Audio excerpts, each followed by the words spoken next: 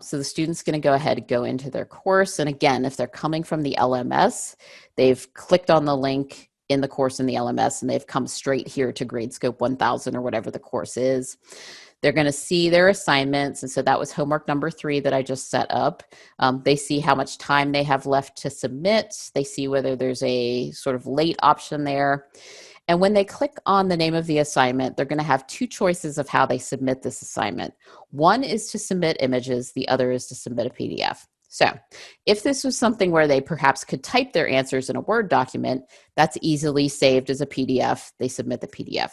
If it's something where they hand wrote the answers on their own paper, they can still create a PDF. And actually, most of the teachers that I talk to say that that's their preferred way because it's a little bit cleaner. But technically, they could click submit images and literally just use their phone to take a picture of each answer to each question and submit them individually. Image for question 1, image for question 2. But I'm going to come back. I'm going to show you now the help guide for this.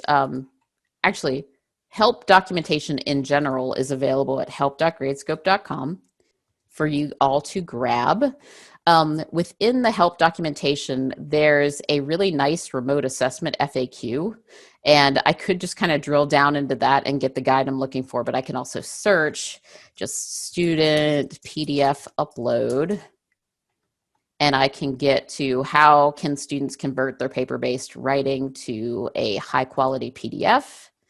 And this links me to a guide that you can share with your students. And once this loads up, I'm going to grab this URL. If you're going to have students creating handwritten work and submitting it, definitely share this guide with them. What it does is it starts them at the very beginning. Okay, I need an app. So it's going to recommend a free app for both iOS and Android. They can get the app. It will show them how to download the app, take pictures with the app, convert them to nice PDFs that are like small file size, and everything is nicely lined up. And then all the way through to, and I'm just scrolling through to the point that I'm at as the student where I am uploading that PDF I created. So there's a lot of words on the page, but I promise the students can do this because I was able to do it so they can do it. So coming back over to, okay, I'm at this point where I'm going to submit this PDF that I created from just pictures I took in my work. I click on Submit PDF, select the PDF, and I'll show you the PDF before I actually upload it. It's literally just some handwritten stuff on notebook paper, 2 pages. Student took pictures, converted it to a PDF.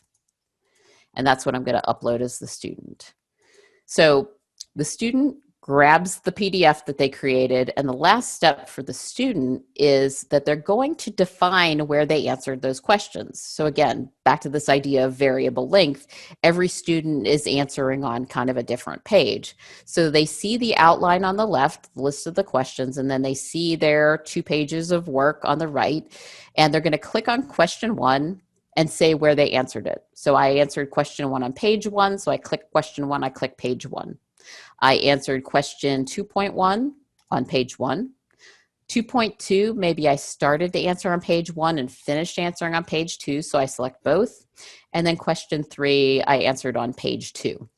So you see the students basically telling Gradescope where they answered that question so that when you start grading, if you're grading, say, question 3, Gradescope's just going to show you their page 2 because that's where the answer is.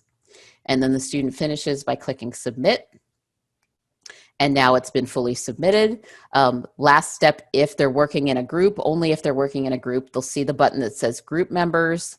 And because I enabled this, they can choose who they worked with. So I see that I'm the one who uploaded it. I can click on the add student and see the drop-down menu with everybody from the roster. And I can say, well, I worked with Hilda on this, add Hilda. And now when the feedback is published, both myself and Hilda will see that feedback. So again, that's only if you've enabled the group feature. Otherwise, they won't see that button at all.